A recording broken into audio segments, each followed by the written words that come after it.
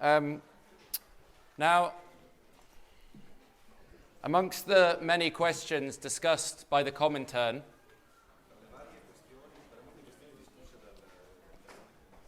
there was a number of important debates around economics, particularly on the question of the perspectives for the period after 1921.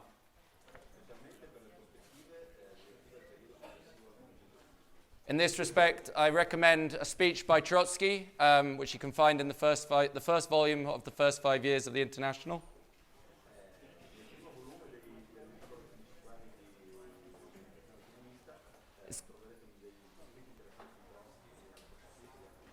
It's called The World Economic Crisis and the Task of the Communist International.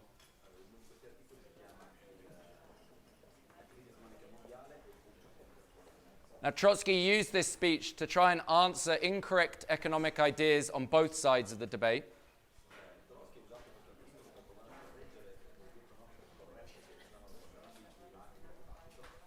On one side, there was a reformist deviation. They believed that the upswing that you saw in 1921 represented the beginning of a new stability, a new equilibrium for capitalism.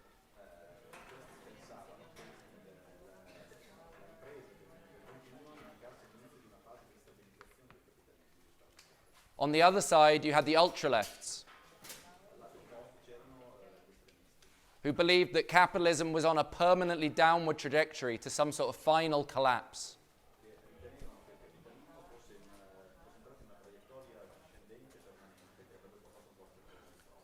The most extreme of the reformist revisionists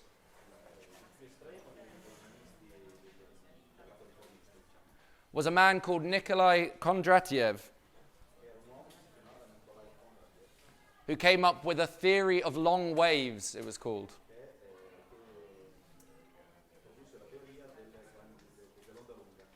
And this was the idea that capitalism went through cycles lasting decades.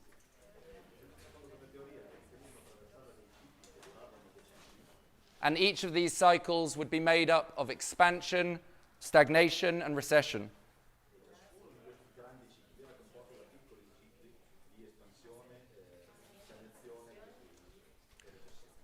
Kondratiev's ideas were very mechanical in terms of his picture of the capitalist system.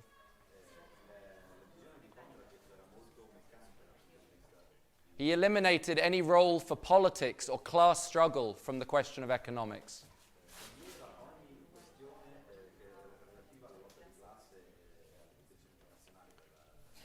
For Kondratiev, it was almost like astronomy, just watching the planets going around the sun.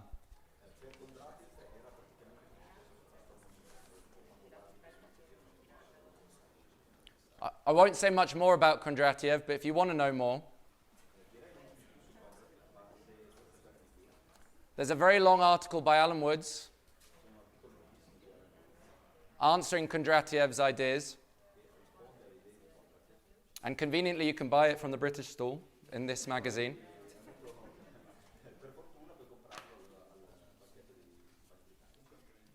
But Trotsky also answered these ideas at the time. In the speech that I've referred to,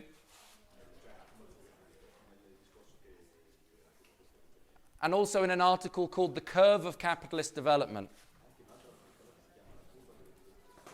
where he explained there's no such thing as a final crisis of capitalism. Capitalism will always have ebbs and flows, as long as it exists. But these fluctuations sit on top of a broader curve, Trotsky said.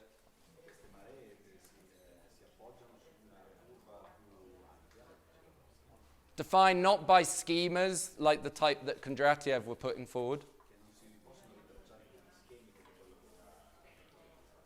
but by the historical period.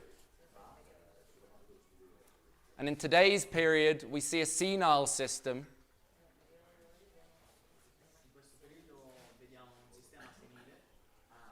where the gaps between the booms and the slumps get ever shorter.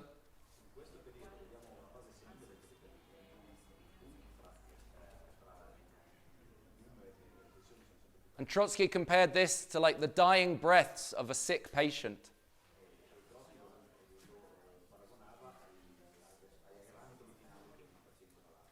Now, we've seen a resurgence of Kondratiev's ideas in recent years.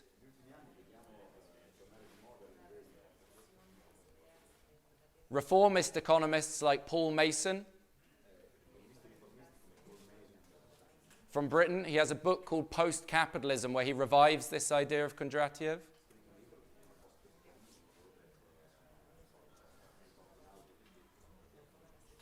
But also you see these so-called Marxists who think that you can predict capitalist crisis like there's some sort of crystal ball.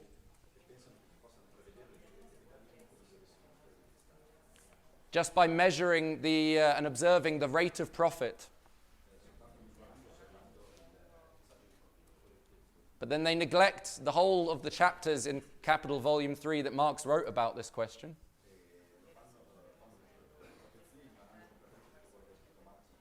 Where he says there's a tendency for the rate of profit to fall. But there's also many countervailing factors. Above all, political questions like class struggle and the exploitation of the working class.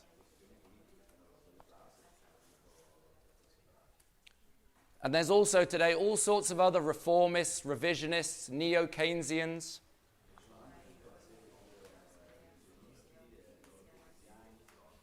who are looking to take this question of politics and class struggle out of the economy and out of economic theory.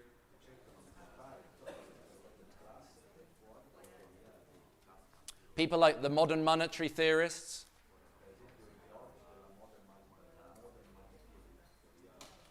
some of whom think you can just print your way to socialism.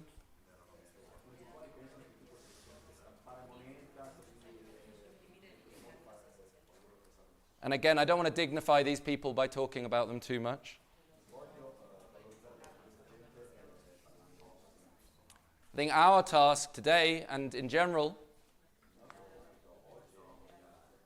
is to discuss the Marxist method in relation to the economy and the capitalist system. To understand the laws and the dynamics and the development of capitalism. Not from this kind of rigid, mechanical viewpoint of Kondratiev and other revisionists, but from a dialectical and materialist standpoint. Now, it's vital to understand dialectics if you want to understand Marx's economic writings. You can see his dialectical method in his writings, particularly Capital.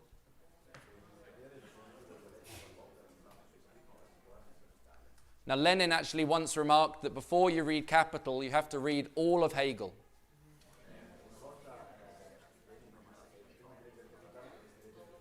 So hands up if you've read all of Hegel.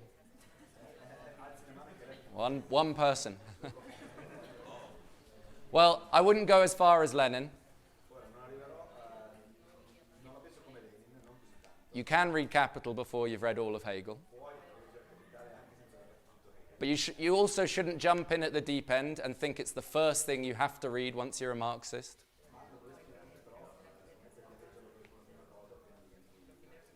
How many comrades in this room or people you've met go, oh, I'm a Marxist, I've read the Communist Manifesto.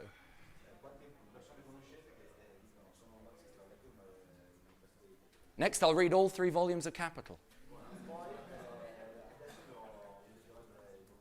And then they get to chapter 3 and say, I don't think this is for me.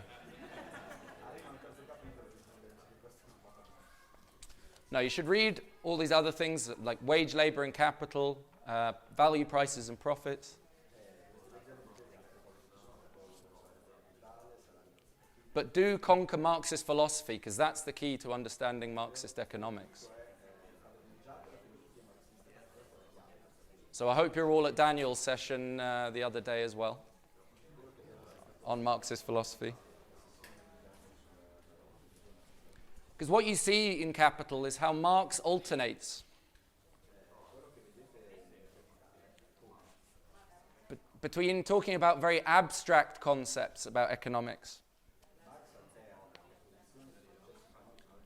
with all sorts of symbols and equations.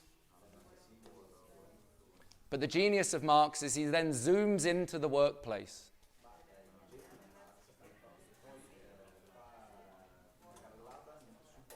Looks at the real historical development of capitalism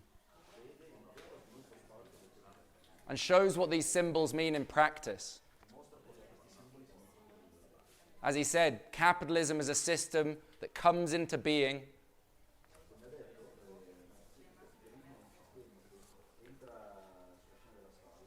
with blood and dirt dripping from every pore.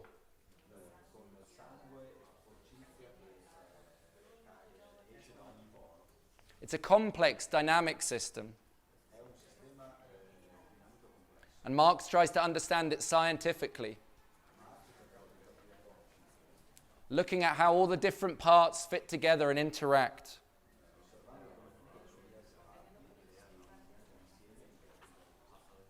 And to his predecessors who said the economy is all about rational agents,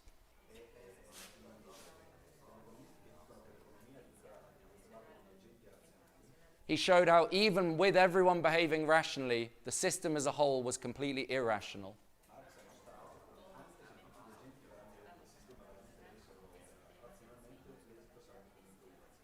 Showed how human beings obviously go about their daily lives and are forced to interact with each other, come into conflict, particularly class conflict. And out of these interactions, dynamics or laws emerge. Like the particles of gas in a cylinder, bouncing around against each other, seemingly accidental. And yet out of all these interactions, definite laws arise, thermodynamic laws.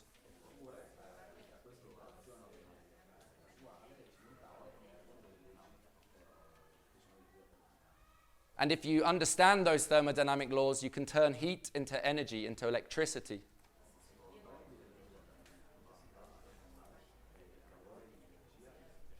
And it's the same with capitalism. If we understand the laws, then we can change the world around us. What Marx emphasized against people like Adam Smith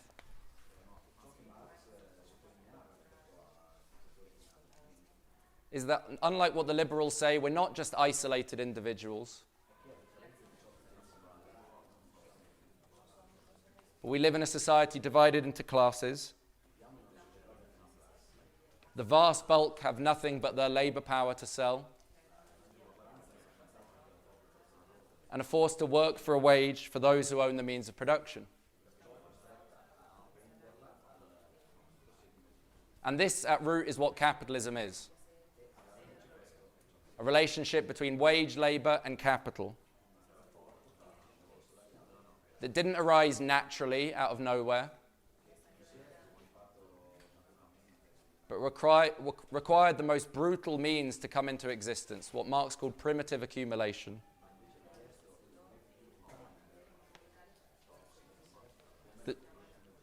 The dispossession of the mass of peasants driven from their land in order to enrich the merchants and manufacturers that were rising up.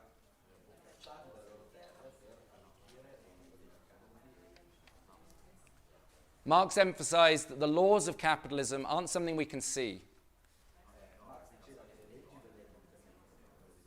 but nevertheless they're real, objective laws, operating behind the backs of individuals,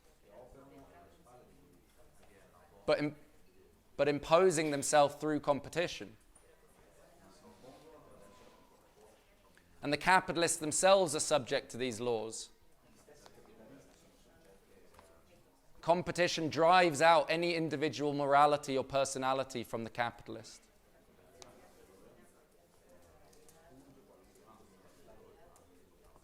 They act, as Marx said, as capital personified. That's why there can be no talk of a kind, caring, green form of capitalism.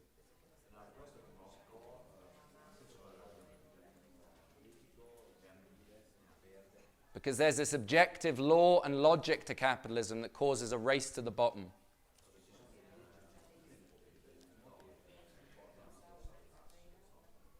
So Marx's aim was to understand and explain these laws.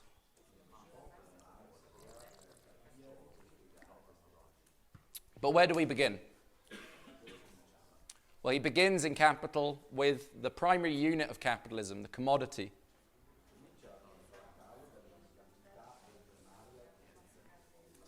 Goods and services that are produced not for individual consumption but for exchange.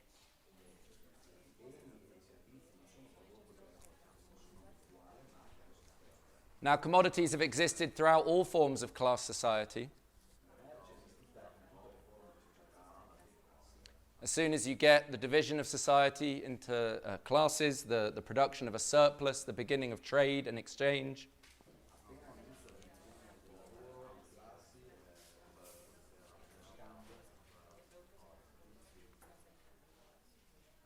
But the point is, in these early societies, the economy was not dominated by these exchanges.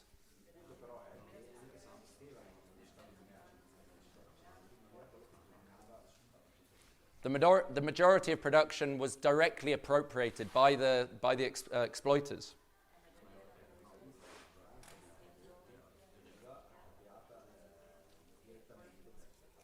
Such as slavery or serfdom. In the former, the humans themselves are the things that are exchanged.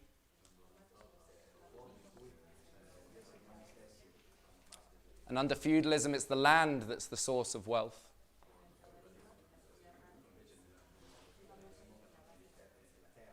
It's only under capitalism that commodity production and exchange becomes generalized, becomes universal.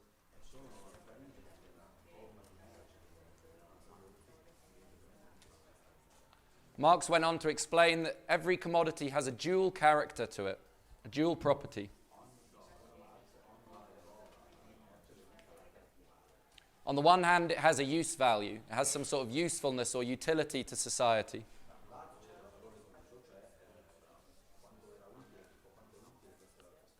If it didn't have this quality, no one would want it and you wouldn't be able to exchange it.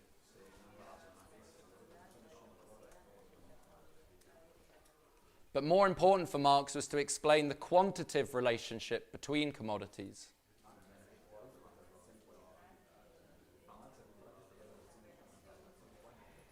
If commodities can be exchanged, then how much of each commodity for others?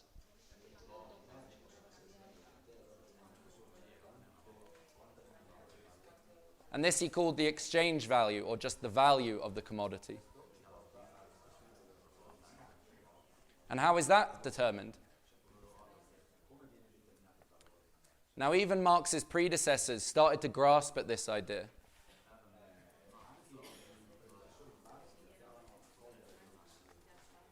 In fact, you can go all the way back to the ancient times, and Aristotle even had a primitive theory of labor theory of value.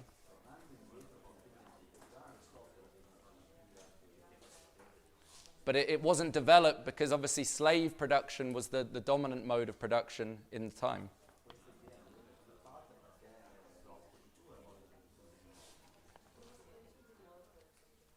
So the question was, what is it that all commodities have in common? What's the one property they all share? Because obviously they all have different physical qualities, different characteristics. And that's why it's really ridiculous to talk of some sort of subjective idea of value, which is what you get with modern theories like marginal utility theory.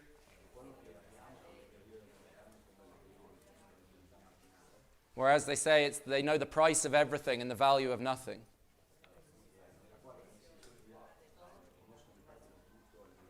The one thing that all commodities have in common is they're products of labor.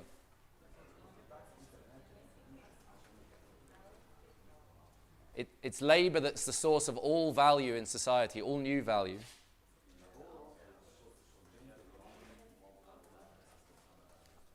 And even people like Adam Smith and David Ricardo before Karl Marx understood this. They had a labor theory of value also.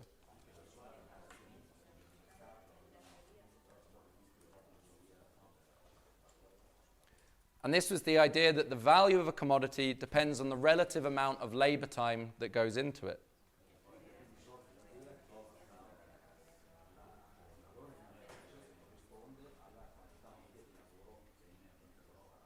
But for Smith and Ricardo, they saw the whole economy from the perspective of the individual.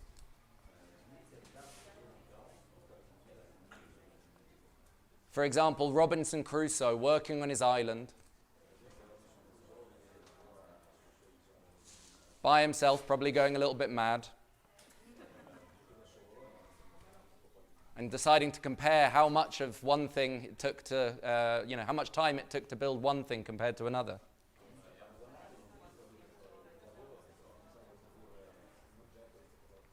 But Marx took this idea of the labor theory of value and developed it from a social perspective.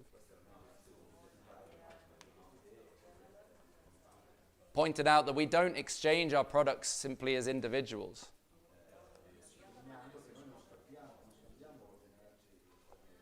But through a market, we're confronted with an objective market price.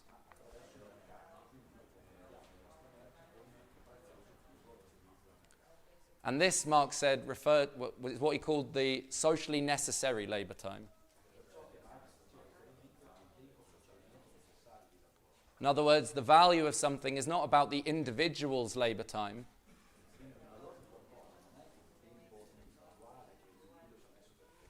but it's something that's socially and historically determined, given the current average technique and technology within society. There's some sort of average time that it takes to produce a given commodity. The market doesn't care whether we're slow or inefficient or unproductive. If we are, then our costs are high. If you're inefficient, then the costs are high.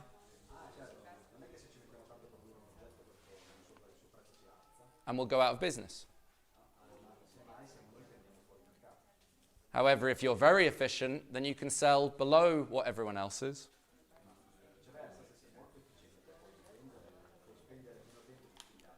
The price, in other words, can be below the average value. And you can push your competitors out of the market, make super profits.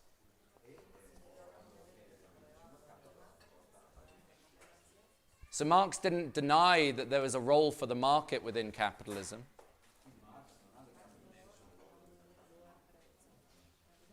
But that markets and the price signals they generate are what attract investment around the economy.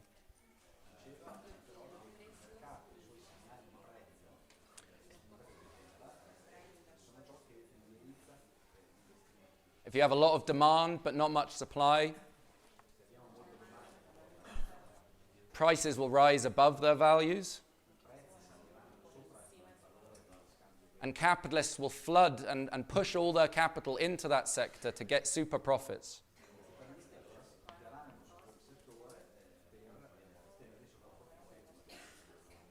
And vice versa, if there's a lot of supply and not much demand, prices will fall and the most inefficient will fall out of the market.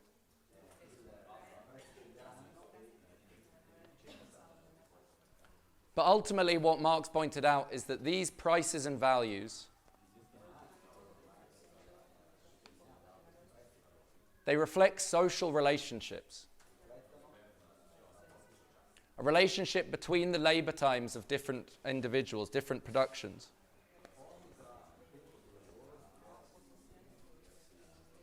And this is the key to understanding money as well.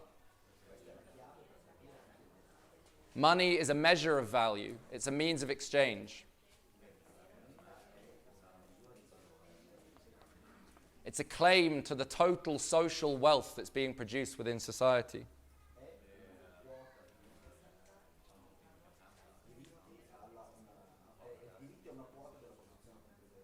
And this is why Marx said you have to have the money supply has to be linked to something real. It has to be linked to the value in the real economy.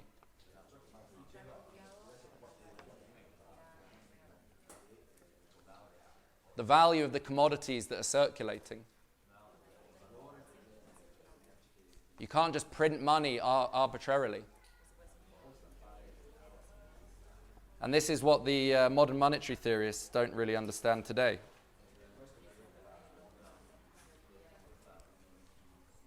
But not all money is capital, Marx pointed out. Capital he defined as self-valorizing value.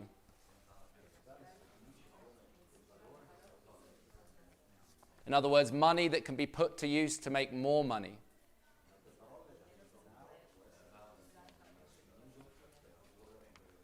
And this is the role of this vast financial system that we see around us today.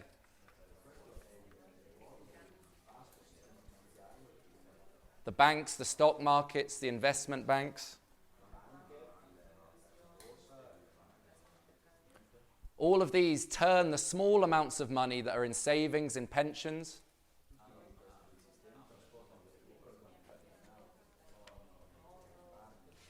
they accumulate these small amounts into capital that can be put to use by the capitalists.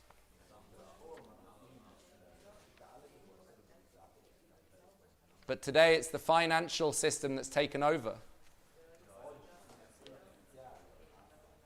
We see an explosion of what Marx called fictitious capital.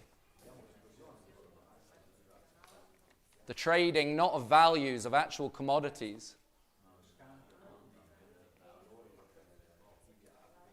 but things like stocks, shares, derivatives.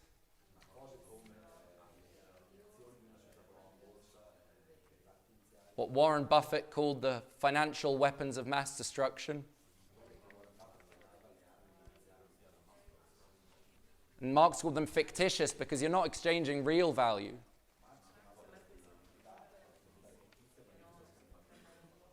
But rather claims to future values that have yet to be created.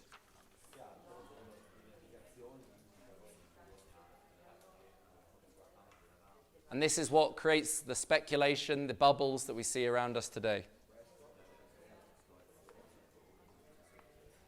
And so this credit system, which initially pushes capitalism forward, turns into its opposite.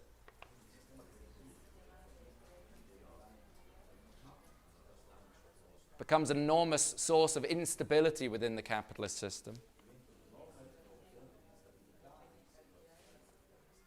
Now, Marx said that after Ricardo, the people who came after him, he called the vulgar economists.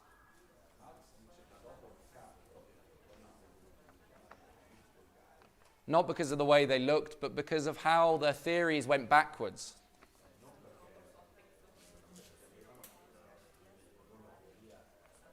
They abandoned the labor theory of value. Developed ideas like marginal utility that I discussed a minute ago. And really, from a philosophical point of view, they retreated into idealism.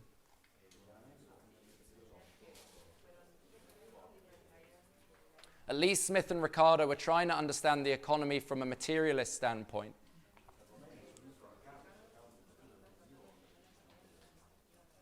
But now all you see today is people talking about supply and demand. Things like the efficient market hypothesis. And if any of you have had the misfortune to study economics at university, then all you'll see is a load of curves and lines and equations. Never are these related back to the real economy in any way. The models have become completely divorced from trying to actually explain what's really going on with capitalism. And this is because the labor theory of value contained revolutionary conclusions within it.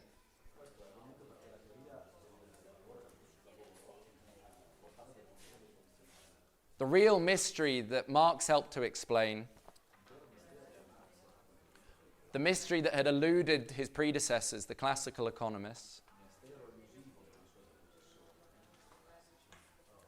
was the origins of profit. Now, due to the historical position,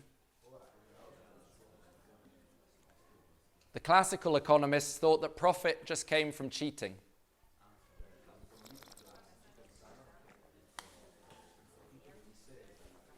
In other words, profits just came through exchange. You buy cheap and you sell dear.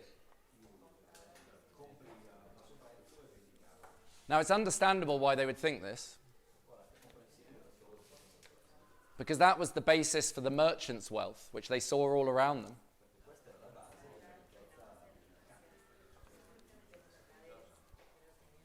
But again, it shows their own kind of their own limited way of thinking, of seeing everything as isolated individuals.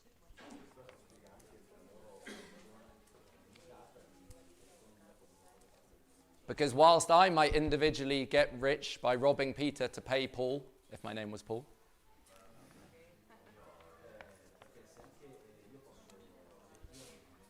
as a society, just moving that value from one person to another doesn't create any new value.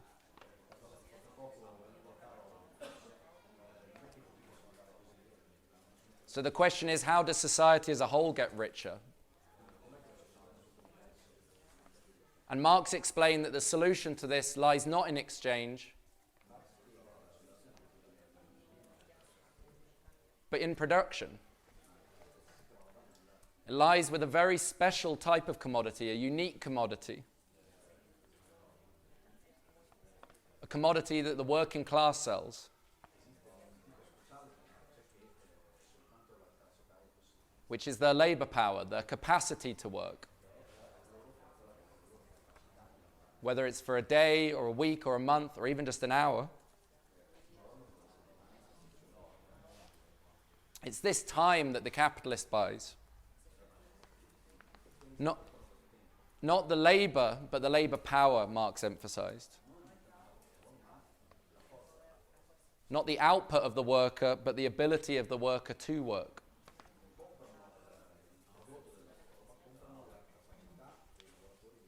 It's like the difference between buying a light bulb and paying for light.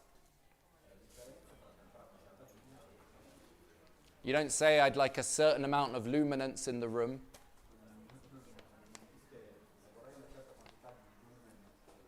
You buy a light bulb and it's up to you how much you turn it on and off.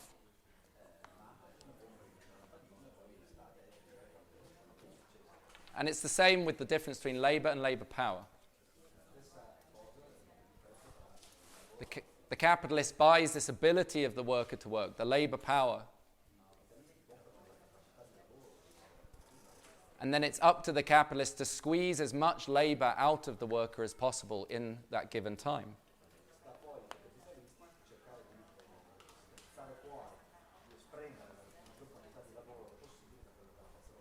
And it's this difference that is the key to understanding where profit comes from.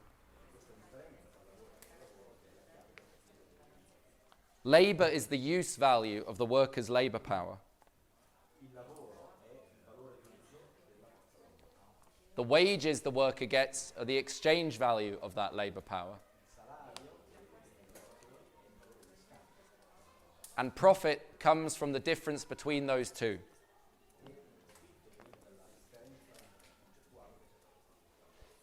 In other words, the value that the worker produces in the course of the day or the week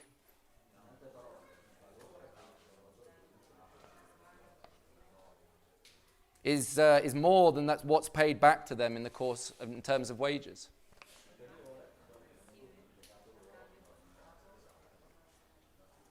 And that's because labor power is a commodity just like any other. It has its own value determined by socially necessary labor time.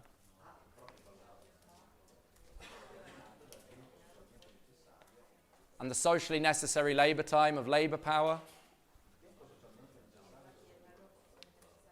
is the time needed to produce and reproduce the working class as a whole. The clothing, the housing, the education, the sustaining of families.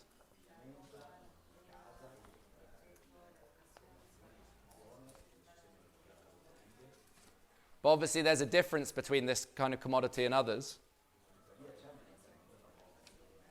This commodity has a voice, it has consciousness. Other commodities can't form trade unions to push up their own price.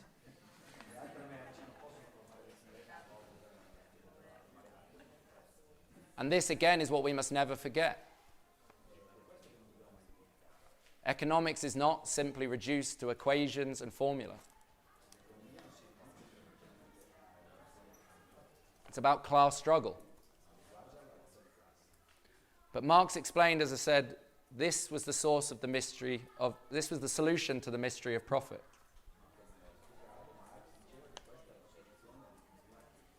That the socially necessary labor time needed to produce and reproduce the working class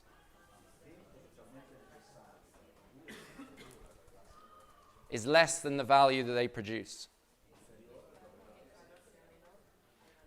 The working class might work only 8 hours a day, or work 8 or 10, 12 hours a day, sorry. But it only takes 4 hours, for example, to pay back the commodity, to produce the commodities needed for the working class to consume themselves. So the working class only receives back a fraction of what they produce in the form of wages.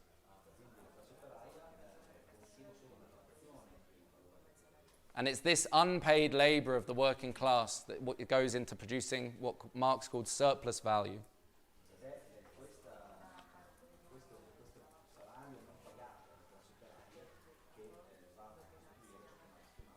Which is then divided amongst the different capitalists, the bankers, the landlords, and the capitalists themselves, the industrialists. Interest to the bankers, rent to the landlords, and profit to the capitalists.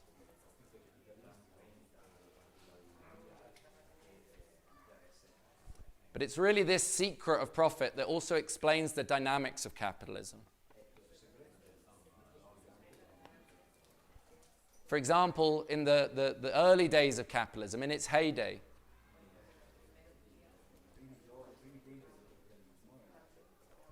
it was the competition and the drive for profit that gave capitalism a historically progressive role.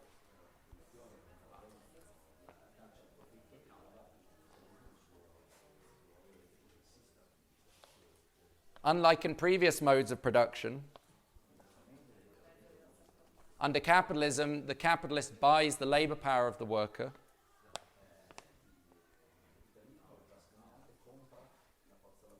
and they must then squeeze as much value out of that worker in that time as possible.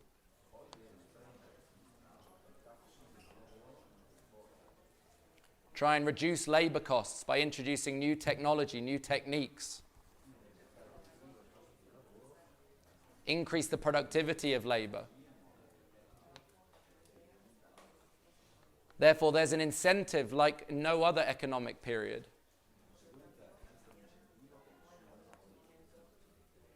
to invest in machinery and technology, to improve the productivity of labor. This is why you see the industrial revolutions under capitalism. But again, all these things turn into their opposite. And today it's capitalism and the barrier of profit that have become a huge impediment to the development of science and technology.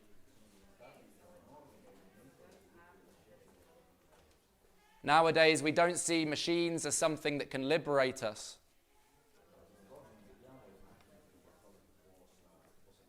But rather as something that's going to enslave us. There's what they call the race against the machine. The fear that Terminator and Wall-E are going to take all our jobs.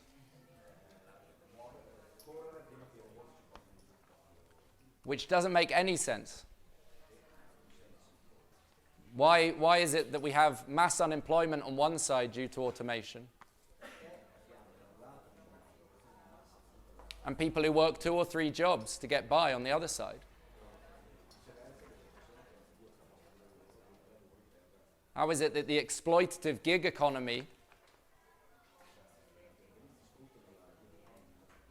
exists alongside all of this potential to automate, fully automated luxury communism, so to speak?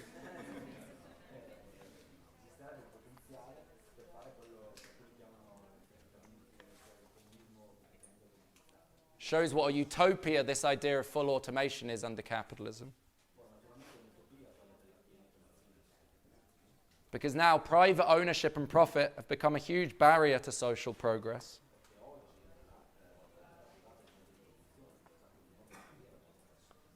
Instead of the free market and the rigors of competition, you have monopolies and concentration of wealth.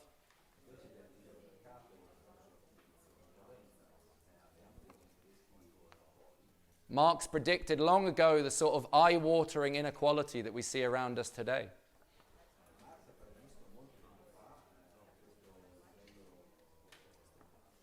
As I said, instead of the benefits of technology going to everyone, instead of lowering the hours of the working week,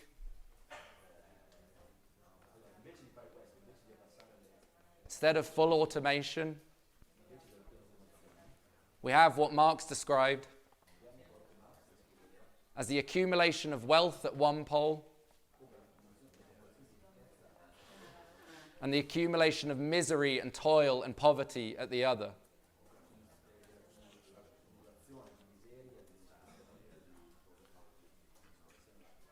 Now, Marx was never able to complete Capital as he would have liked. It fell to Engels to collect his notes together to create volumes 2 and 3 of Capital.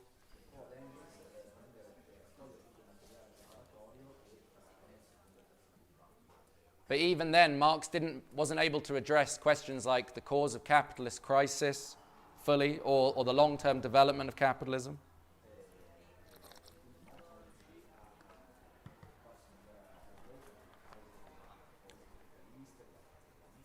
But you can still see the answer to these questions in Marx's economic writings.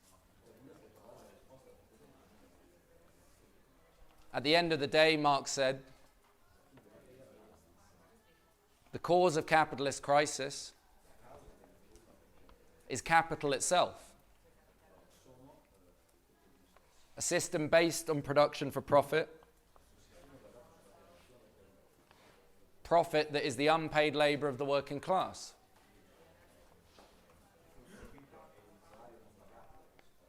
Hence, Marx said, you have inherent crises within the system. Crises of overproduction, where you have poverty amidst plenty, where he explained our ability to produce outstrips the ability of the market to absorb what is produced.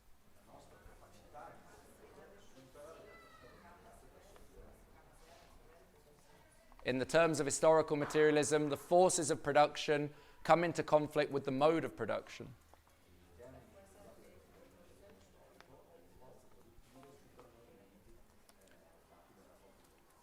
Or put more concretely, the working class cannot afford to buy back all the goods that capitalism creates.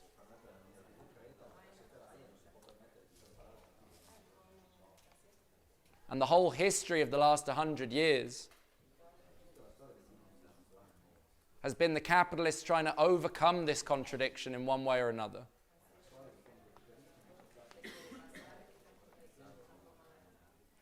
Through imperialist expansion,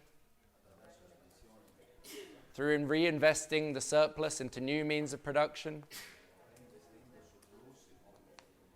through the use of credit to artificially expand the market,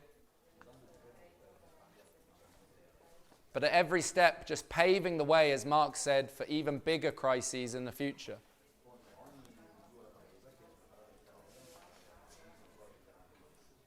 Today, we're over a decade into the biggest crisis of capitalism in the history of capitalism.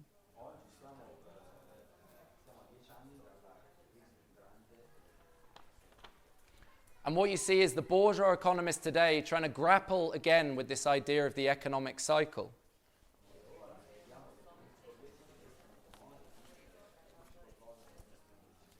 They're all scratching their heads about when the next slump is going to hit, or if it's even going to hit.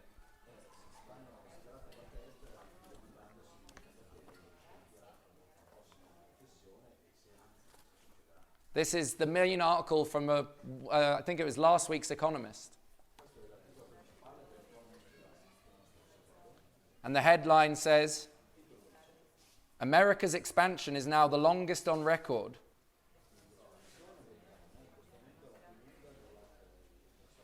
What could bring it to an end? And in typical superficial style of the economists, like all these kind of liberals,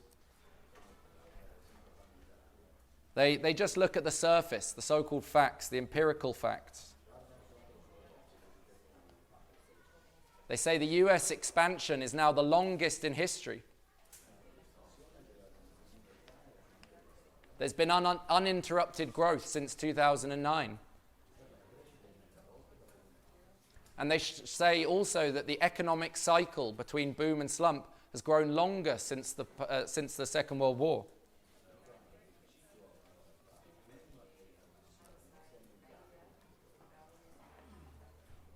The long post-war boom, the growth from the mid-70s through to 2008 crash,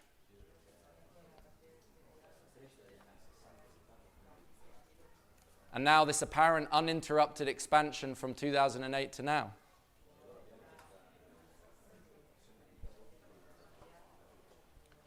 And the Economist asks, has capitalism become more crisis-proof?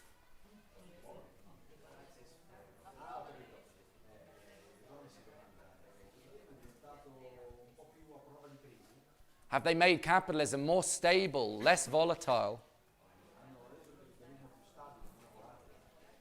They say, look at all the wonderful regulation we've brought in.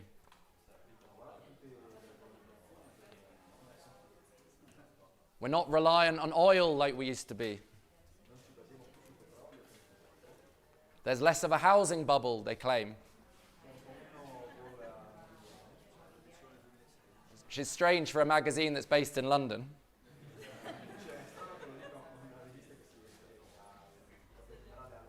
And they say now the people in charge of monetary policy are more cautious.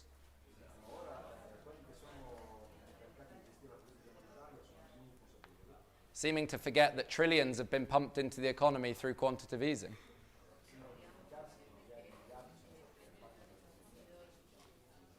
But there's at least one sensible or semi-sensible person at The Economist.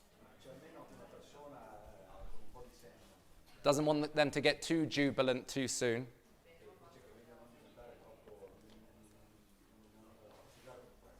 And they say at the end of the article,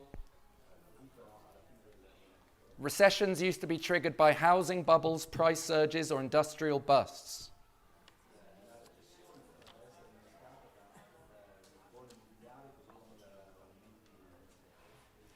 They say now you should worry about globally interconnected firms,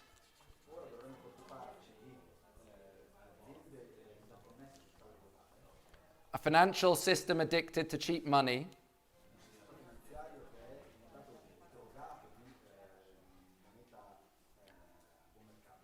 and a political system that is toying with extreme policies because living standards are not rising fast enough.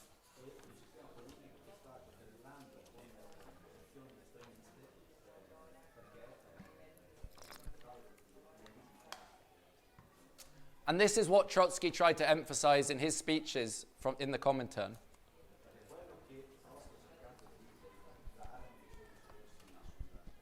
And it's what Marx constantly emphasized as well. The economics cannot be reduced to schemas and abstractions. It's not just about cycles and curves. Ultimately, the economy is composed of living human beings.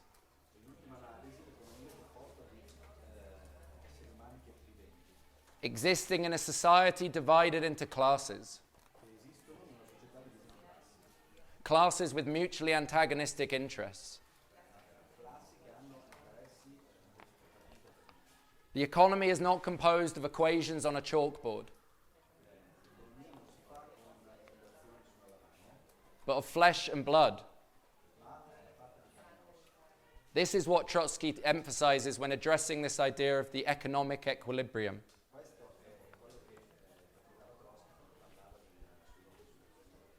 He points out,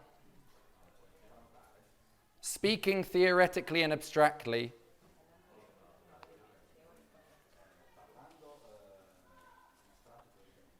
the restoration of capitalist equilibrium is possible.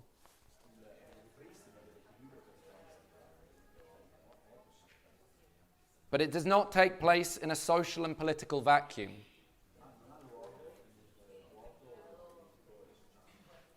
It can take place only through the classes. Every step, no matter how tiny, towards the restoration of equilibrium in economic life is a blow to the unstable social equilibrium. And he ends, this is the most important thing. Trotsky was soon proven correct.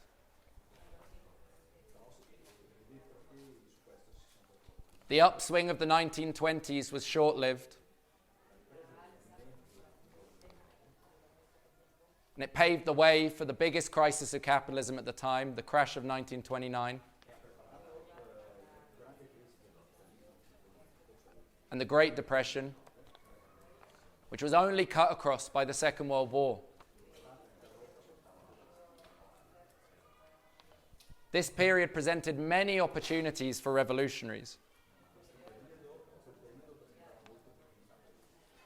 The working class could have taken power and given capitalism its death blow.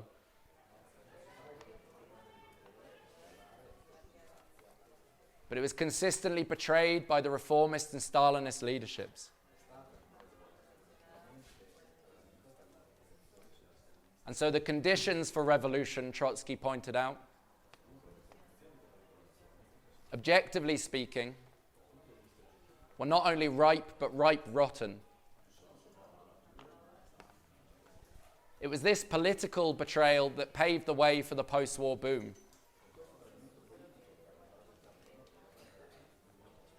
Combined with a variety of other factors, you had American capitalism emerging as the world imperialist power, the only real hegemon.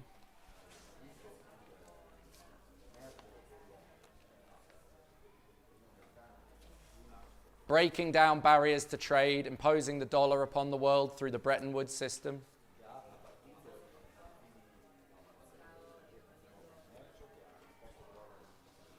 And this allowed trade to expand enormously,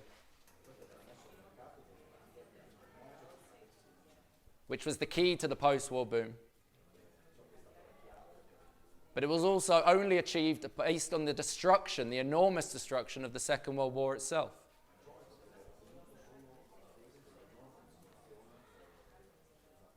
And the fact that elements of planning had even been introduced by the capitalists in order to win the war.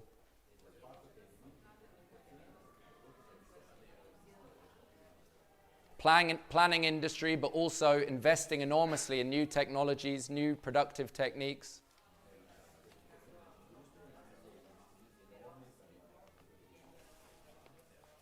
A massive hit to their own rhetoric about capitalism and the market being the way to develop innovation.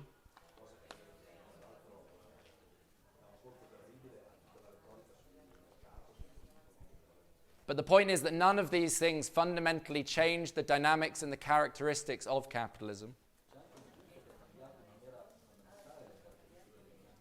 It remained an inherently crisis-ridden system. It remained a crisis-ridden system.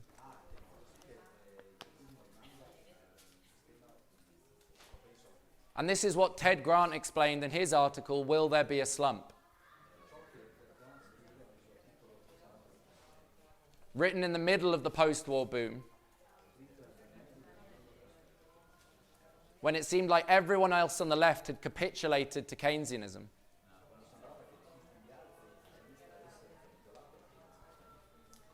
All of the so-called Marxists, again, bought into this idea of Keynesianism and managing the economy.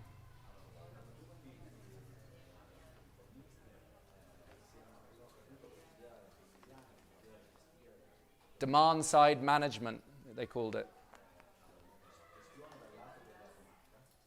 But all of this Keynesian consensus quickly unraveled in the 1970s.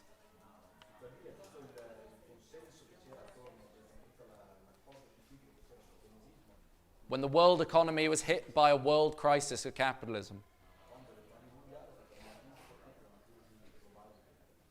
And that in turn was only overcome through sharp political attacks on the working class.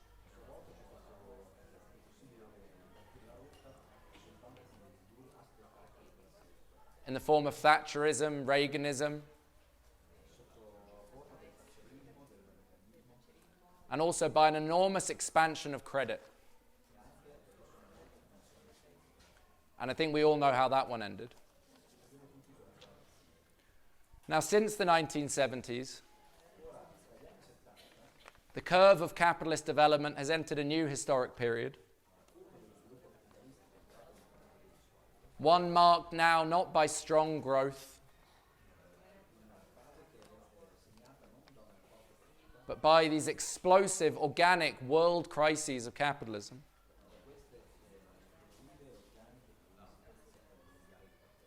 In between the periods of growth that there are extremely weak and anemic. Even the bourgeois economists talk about theories of secular stagnation.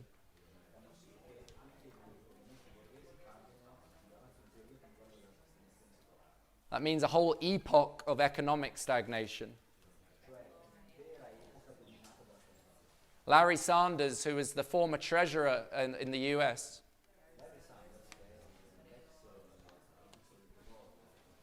under Bill Clinton, I think it was, he said that even before 2008,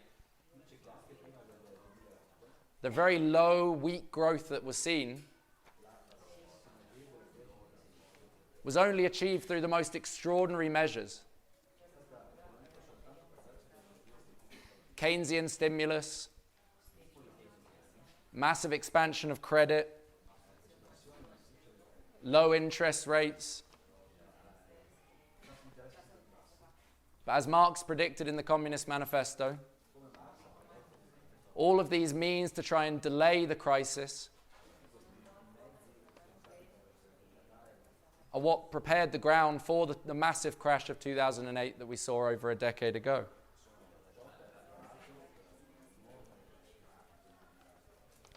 Now, any talk today you see about green shoots of recovery,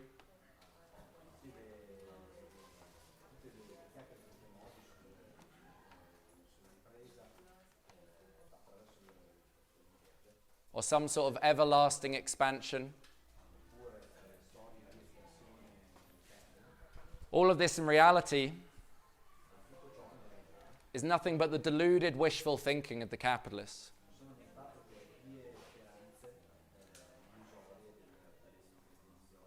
The truth is there's been no real recovery, especially not for the working class, which continues to face austerity and attacks. That, if you like, is the new normality under capitalism. The question of a new crisis of capitalism, a new world slump, it's not if, but when. And the thing that really terrifies the capitalists is that when this slump hits, they've run out of ammo, they've got nothing left in the arsenal. Low interest rates and quantitative easing haven't worked.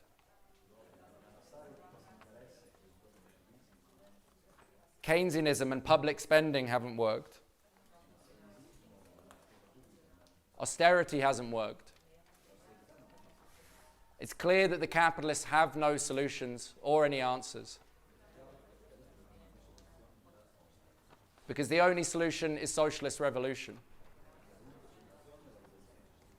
Unlike the capitalists and the charlatans, we need to understand the capitalist system scientifically. We need to understand the world. Only in this way can we actually change it.